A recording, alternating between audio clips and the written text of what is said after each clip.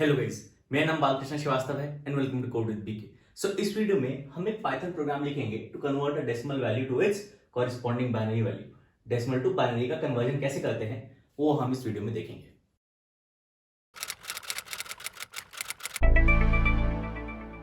शुरू करने से पहले इट इज अ रिक्वेस्ट कि please please please please subscribe करेगा मेरे चैनल को, क्योंकि मेरा चैनल नया है और आपका सपोर्ट, आपका सब्सक्रिप्शन बहुत बहुत बहुत जरूरी है मेरे लिए। So please please please please subscribe करिए मेरे चैनल को। तो चलिए शुरू करते हैं। तो हमको दी गई है एक डेसिमल वैल्यू से 23 और हमको कन्वर्ट करना है उसको कॉरेस्पॉन्डिंग बाइनरी वैल्यू में।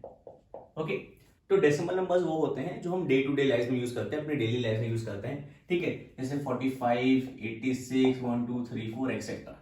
ओके, तो डेसिमल नंबर्स का फॉर्मल डेफिनेशन ये है, डेसी का मतलब होता है 10। मतलब जो नंबर सिस्टम 10 सिंबल्स को यूज करता है, और 10 सिंबल्स कौन से हो गए? 0 1 2 3 4 5 6 7 8 9। ओके, क्योंकि आपको मैं कोई भी नंबर लिखने को बोलूंगा, आप इनमें से सिंबल्स ही यूज करोगे। मतलब 0 से 9 डिजिट्स यूज करोगे और आप नंबर लिख दोगे। ठीक है, तो कोई भी क्वांटिटी या नंबर को रिप्रेजेंट करने के लिए 10 सिंबल्स यूज हो रहे हैं, इसलिए ये डेसिमल नंबर सिस्टम है। ठीक है, और आप सेम क्वांटिटी को, सेम नंबर को दूसरे नंबर सिस्टम्स में भी लिख सकते हो, जिसमें से एक बाइनरी है। बाइनरी नंबर सिस्टम में, क्योंकि वर्ड बाई का मतलब 2 होता है, बाइनरी नंबर सिस्टम में हमारे पास दो सिंबल्स हैं, 0 और 1। मतलब दो ही डिजिट है 0 और 1, और इन्हीं को यूज करके हमको कोई भी क्वांटिटी या नंबर रिप्रेजेंट करना है। ओके, सो कोई भी क्वांटिटी दी गई हो, जैसे इस केस में 23, तो 23 हमको बहुत ही ऑब्वियस लग रहा है क्योंकि हम बहुत कॉमनली यूज करते हैं। ठीक है, लेकिन ये डेसिमल नंबर सिस्टम में है क्योंकि ये 0 to 9 डिजिट्स यूज कर रहा है। तो इस क्वांटिटी 23 को हम बाइनरी नंबर सिस्टम में भी रिप्रेजेंट कर सकते हैं। और कंप्यूटर साइंस में हम दो और नंबर सिस्टम यूज करते हैं, उनमें से एक हो गया ऑक्टल और दूसरा हो गया हेक्साडेसिमल। ठीक है, ऑक्ट का मतलब होता है 8, मतलब ये 8 सिंबल्स यूज करता है टू रिप्रेजेंट एनी क्वांटिटी। तो 23 को आप ऑक्टल में भी कर सकते हो। तो ऑक्टल यूज करेगा सिंबल्स 0 to 7, 0 1 2 3 4 5 6 7, वो टोटल हो गए 8 सिंबल्स। हेक्साडेसिमल में हेक्साडेसी का मतलब है 16। हेक्साडेसिमल 16 सिंबल्स यूज करता है, तो ये हो गए 0 to 9। ओके, ये 10 हो गए, और A to F, ABCDEF। Okay, तो 10 प्लस 6 16। तो कोई भी गिवन क्वांटिटी जैसे 23 है डेसिमल नंबर सिस्टम में, आप उसको बाइनरी में कन्वर्ट कर सकते हो, ऑक्टल में, हेक्साडेसिमल में। इस केस में हमको डेसिमल को बाइनरी में कन्वर्ट करना है। ठीक है, तो डेसिमल को बाइनरी में कन्वर्ट करने का स्टैंडर्ड तरीका है, तो आपने डेसिमल वैल्यू ले ली 23 एज इट इज। ओके, एक चीज इंट्रोड्यूस करूंगा जिसको मैं बोलूंगा बेस।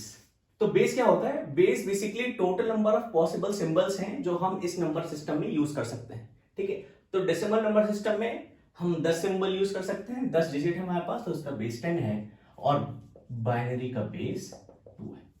ओके, तो हम जब कहते हैं डेसिमल टू बाइनरी कन्वर्ट करो, तो हम कहते हैं बेस 10 टू बेस 2 कन्वर्ट करो। इसको ऐसे लिखते हैं, 23 हो गया बेस 10 में, ओके, पैरेंथेसिस और सबस्क्रिप्ट 10 को हमको निकालना है बेस 2 में। ओके, क्या वैल्यू होगी बेस 2 में?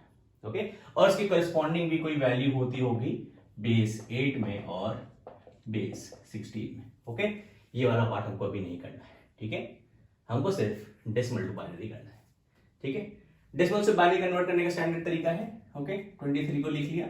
ओके, इसको हम जिस बेस में कन्वर्ट करना है, जैसे बेस 2 में कन्वर्ट करना है, उससे डिवाइड करते जाएंगे जब तक ये वैल्यू 0 नहीं हो जाती। कैसे? 23 को 2 से डिवाइड किया, क्वोशिएंट हुआ 11, रिमाइंडर हुआ 1। अभी 0 नहीं हुआ है, वापस 2 से डिवाइड किया, 2 5 10, रिमाइंडर 1, 2 2 4, रिमाइंडर 1।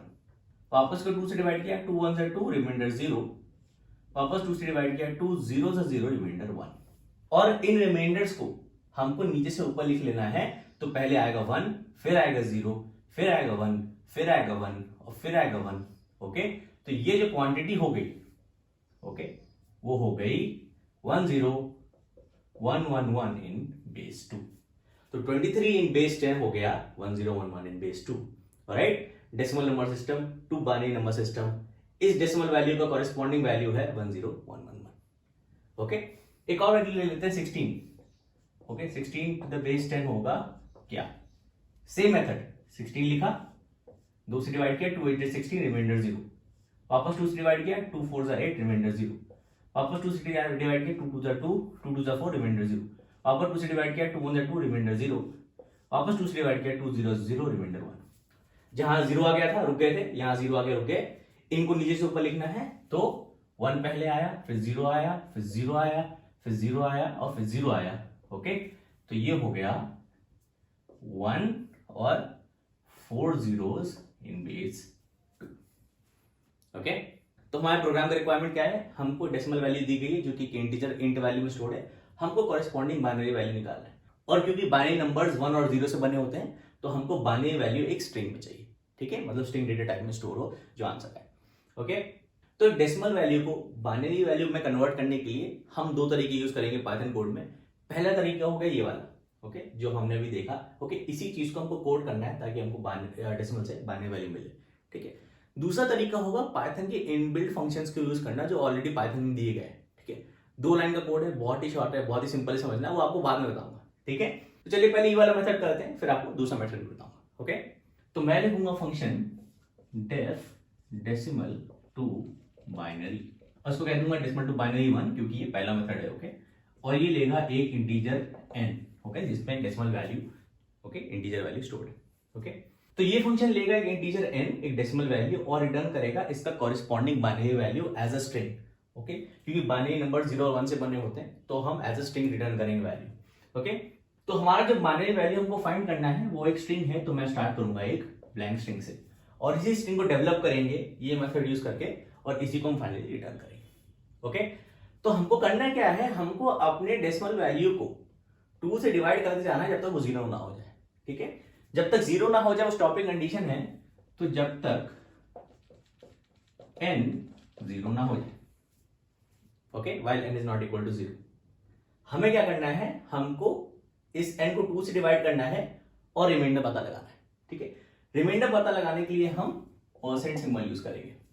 ओके, तो a% b रिटर्न करता है रिमाइंडर अगर a is divided by b।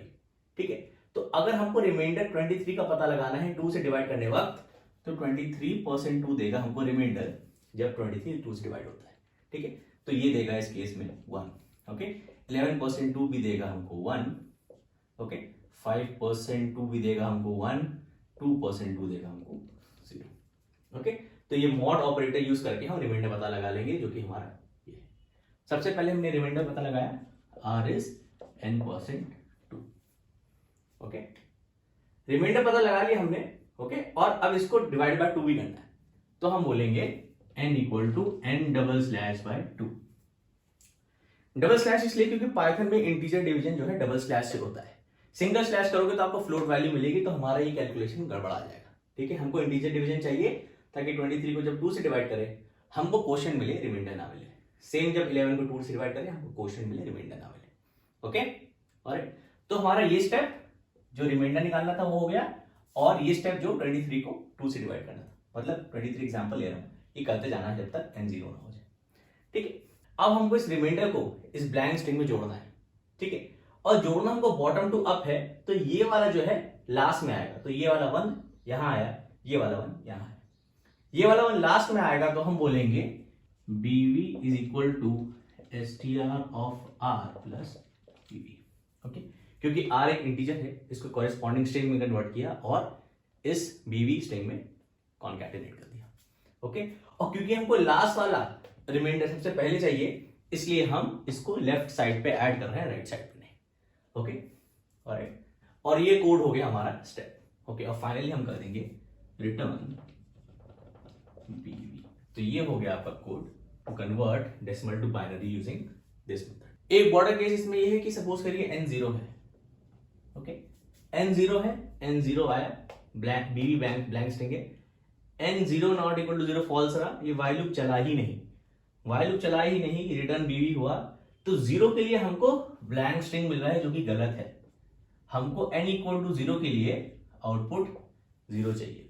Okay, एक स्ट्रिंग जिसमें 0 एक सिंगल डिजिट हो, तो मैं बोलूंगा इफ n बराबर 0 रिटर्न 0। ओके, 0 का केस अलग से ले लिया और बाकी सारे केसेस के लिए हम ये मेथड फॉलो करें। ओके, ऑलराइट, तो ये था पहला method decimal to binary convert करने का, और हम दूसरा मेथड भी देखेंगे जब हम इनबिल्ट पाइथन फंक्शन यूज करेंगे। तो चलते हैं दूसरे मेथड की ओर, और इस कोड को मैं मल्टीपल टेस्ट केसेस पे एंड में टेस्ट करके बताऊंगा। ऑलराइट, तो ये रहा पहली अप्रोच का कोड जो हमने लिखा था। ओके, इस मेथड में डेसिमल टू बाइनरी 1, हम एक और मेथड लिखेंगे डेसिमल टू बाइनरी 2, इसमें हम इनबिल्ट फंक्शंस यूज़ करेंगे। तो ये सीधा सीधा बहुत सिंपल है। मैं लूँगा BV short for binary value इस फॉर्मेट, आप डालो इंटीजर जिसका आपको बाइनरी वैल्यू निकालना है और second argument is B and return BV, that's it. तो इसको सेकेंड वाले फंक्शन को टेस्ट करेंगे Python 3, right, 100 binaries 23 binaries, okay and so on. और अगर आपको कंपेयर करना है तो पहला वाला आउटपुट जो है पहले वाले फंक्शन का कर देते हैं, दूसरा आउटपुट दूसरे फंक्शन का कर देते हैं और दो टेस्ट केसेस के बीच में एक लाइन। ओके, तो आप देख सकते हैं दोनों अप्रोचेस से बाइनरी वैल्यू सेम आ रही है। ओके, राइट, आप अगर इसमें #b कर दोगे तो आपको 0b का प्रीफिक्स मिल जाएगा। तो आप देख सकते हैं सेकेंड केस में जिसमें हम इनबिल्ट फंक्शन यूज़ कर रहे हैं, एक 0b प्रीफिक्स है। ओके, राइट, आप बिन फंक्शन भी यूज़ कर सकते हो। आप बोल सकते हो, इसको कमेंट कर देते हैं, आप बोल सकते हो बिन और पास कर सकते हो n। ओके, इसको चला के देखेंगे तो सेकेंड केस देखिए, सेम बाइनरी वैल्यू आ रही है, प्रीफिक्स विथ 0b। अगर आपको प्रीफिक्स हटाना है तो आप ऐसे कर सकते हो, जो स्ट्रिंग आया उसका सेकेंड इंडेक्स से लेकर एंड तक।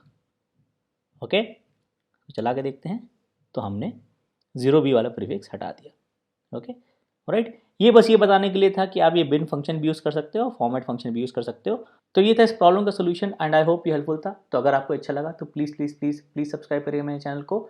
और अगर आपको इस वीडियो में कुछ अच्छा नहीं लगा तो सिर्फ डिसलाइक बटन मत दबाइएगा, कमेंट्स में भी बताइएगा कि आपको क्या अच्छा नहीं लगा, ताकि मैं अपने आने वाली वीडियोस को इंप्रूव कर पाऊँ। और आप कमेंट्स में ये बता सकते हैं कि अगर ऐसा कोई क्वेश्चन है आप मुझसे सॉल्व करवाना चाहते हैं, या फिर ऐसा कोई कॉन्सेप्ट है जो आप मुझसे डिस्कस करवाना चाहते हैं। Thank you.